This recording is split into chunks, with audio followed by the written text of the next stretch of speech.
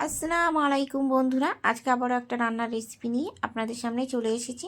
তো বন্ধুরা, কাছে দূরে দেশ বিদেশে যে যেখান থেকে আমার এই ভিডিওটা দেখছেন সবাইকে আমার অন্তর থেকে অনেক অনেক ভালোবাসা। তো আশা করি সবাই সুস্থ আছেন, যে যেখানে আছেন আল্লাহর রহমতে আমরাও খুব ভালো আছি বন্ধুরা। তো ওই যে আজকে আবারও একটা ঘরোয়া রেসিপি নিয়ে চলে এসেছি বন্ধুরা, প্রতিদিনের মতোই।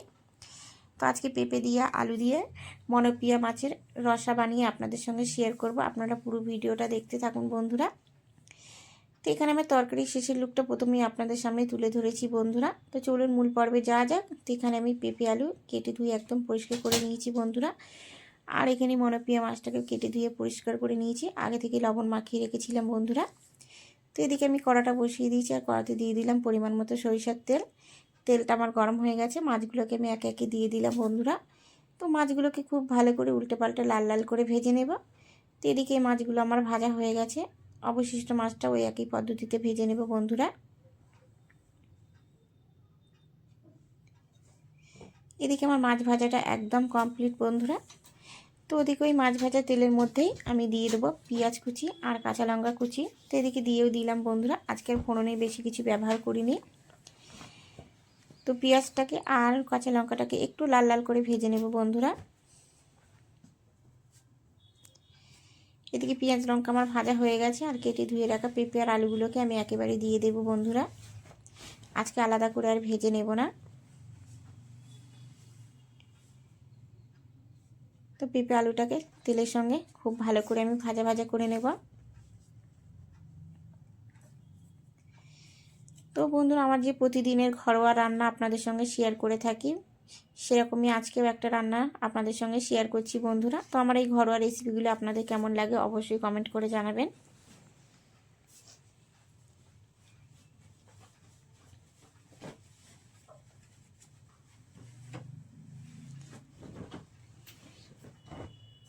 তো এদিকে পেঁপে আলুটা আমার খুব ভালো করে ভাজা ভাজা করা হয়ে গেছে, আমি দিয়ে দিলাম আদা রসুন বাটা। আদা রসুন বাটা, পেঁয়াজ, পেঁপে, আলু আবারও খুব ভালো করে 2-4 মিনিট আমি ভাজা ভাজা করে নেব, যেহেতু আদা রসুনের একটা কাঁচা গন্ধ আছে।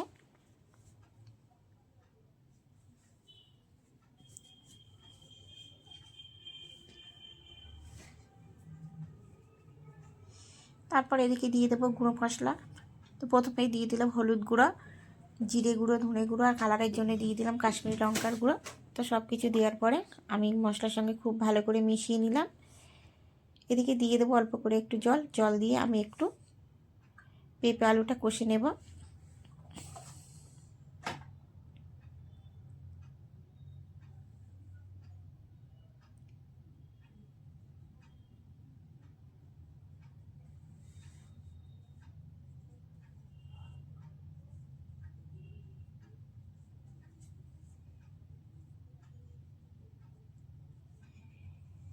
তো এদিকে পেঁপে আলুটা আমার খুব ভালো করে কষানো হয়ে গেছে বন্ধুরা। দেখুন মশলা থেকে তেল ছাড়তে শুরু করেছে।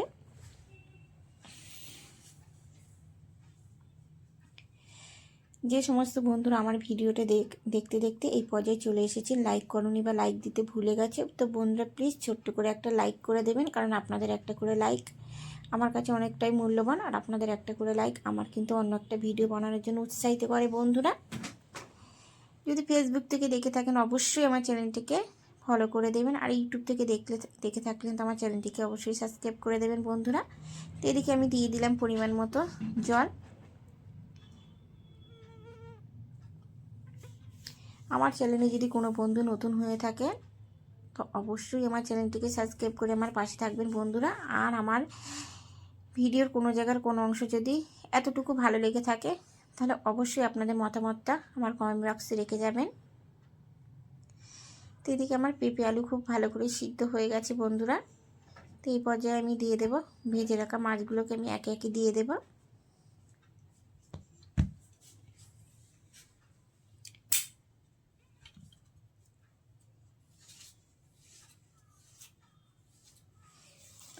ভেজে রাখা মাছগুলোকে আমি একে একে দিয়ে দিলাম বন্ধুরা।